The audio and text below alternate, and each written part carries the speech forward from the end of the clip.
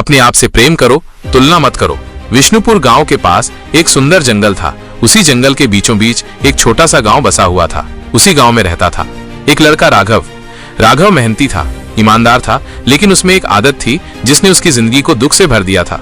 वो हमेशा खुद की दूसरों से तुलना करता रहता। जब भी वो अपने दोस्त करण को देखता, जो हमेशा पढ़ाई में सबसे आगे रहता, तो सोचता काश मैं भी उतना ही होशियार होता। जब वो अपने पड़ोसी सिद्धार्थ को देखता, जो बहुत अमीर था, तो सोचता काश मेरे पास भी इतनी दौलत होती। यहाँ तक कि जब कोई तेज दौड़ता हुआ दिखता, तो भी वो सोचता काश मैं भी इतना तेज दौड़ सकता।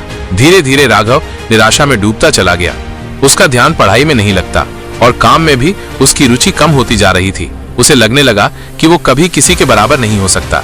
एक दिन गांव में एक प्रसिद्ध संत आए। कहा जाता था कि वो लोगों को जीवन की सच्चाई सिखाते हैं। राघव ने भी सुना और उनके पास गया। उसने संत से कहा, गुरुदेव, मैं बहुत मेहनत करता हूँ, लेकिन जब भी किसी को मुझसे बेहतर देखता हूँ तो दुखी हो जाता हूँ। मुझे लगता है मैं कभी उनके जैसा नहीं बन सकता। कृपया मेरी मदद कीजिए। संत मुस्कुराए और बोले, कल सुबह गांव के सबसे पुराने पेड़ के पास आना, तुम्हारे सवाल का उत्तर वहीं मिलेगा। राघव को बात थोड़ी अजीब लगी, लेकिन उसने सोचा गुरुदेव ने कुछ सोचा होगा। अगली सुबह सूरज की पहली किरणों के साथ राघव उस पुराने पेड़ के पास पहुंचा। संत पहले से वहां मौजूद थे। उन्होंने कहा, इस जंगल को ध्यान से देखो, तुम्हें क्या नजर आता है? राघव ने चारों ओर देखा और बोला, गुरुदेव, यहाँ बहुत तरह के पेड़ हैं। कोई ऊंचा है, कोई छोटा, कुछ पेड़ फलों से लदे हैं और कुछ नहीं।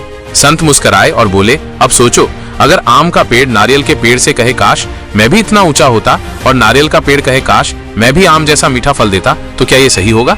राघव बोला, बिल्कुल नहीं। गुरुदेव, ये तो मूर्खता होगी। संत ने पूछा, तो फिर बताओ, ये जंगल तुम्हें कैसा लगता है? राघव ने चारों तरफ देखा और कहा, बहुत सुंदर और संतुलित। संत मुस्कुराए और बोले, यही जीवन की सबसे बड़ी सच्चाई है। जैसे हर पेड़ की अपनी अलग पहचान, अपना उद्देश्य है, वैसे ही हर इंसान का भी अपना रास्ता और अपनी मंजिल होती है। आम फल देने के लिए बना है और नारियल ऊंचाई और मजबूती के लिए। दोनों अलग हैं, लेकिन जरूरी हैं। राघव ने सिर हिलाया, लेकिन फिर भी उसके मन में संदेह था। तभी संत उसे एक तालाब के पास ले गए। वहां बहुत सी मछलियां तैर रही थीं। संत ने एक उड़ते हुए पक्षी की ओर इशारा किया और बोले, अगर ये मछली शिकायत करने लगे कि ये उड़ नहीं सकती, तो क्या ये न्याय होगा? राघव बोला, बिल्कुल नहीं, मछली तो तैरने के लिए बनी है और पक्षी उड़ने के लिए। संत ने गंभीरता से कहा, तो फिर तुम दूसरों जैसे क्यों बनना चाहते हो? तुम्हारी भी कुछ खास खूबियां हैं जो दूसरों में नहीं है। तुलना करोगे तो हमेशा दुखी रहोगे। राघव को जैसे एक झटका लगा, एक गहरा बोध हुआ। उसे समझ आया कि हर इंसान में कुछ खास होता है और खुद से तुलना करके ही हम सच्चा सुख पा सकते हैं। इसके बाद राघव ने दूसरों से तुलना करना छोड़ दिया और अपने गुणों पर ध्यान देना शुरू किया। धीरे धीरे उसका आत्मविश्वास लौट आया और उसने जिंदगी को एक नए नजरिए से देखना शुरू किया। सालों बाद अपनी मेहनत से राघव ने एक सफल व्यवसाय खड़ा कर लिया। वो गांव का सबसे प्रेरणादायक इंसान बन गया। जब भी कोई उससे पूछता, राघव, तुम्हारी सफलता का राज क्या है?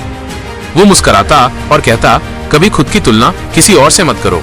अगर मछली उड़ने की कोशिश करे तो वो हमेशा असफल रहेगी, लेकिन अगर वो अपनी तैराकी को निखारे तो वो पूरे सागर की रानी बन सकती है। सूरज और चांद कभी एक साथ नहीं चमकते, लेकिन दोनों की अपनी जगह है और दोनों अपने वक्त पर रोशनी फैलाते हैं। अपनी यात्रा पर ध्यान दो, अपनी खूबियां पहचानो और सफलता का रास्ता खुद बनाओ।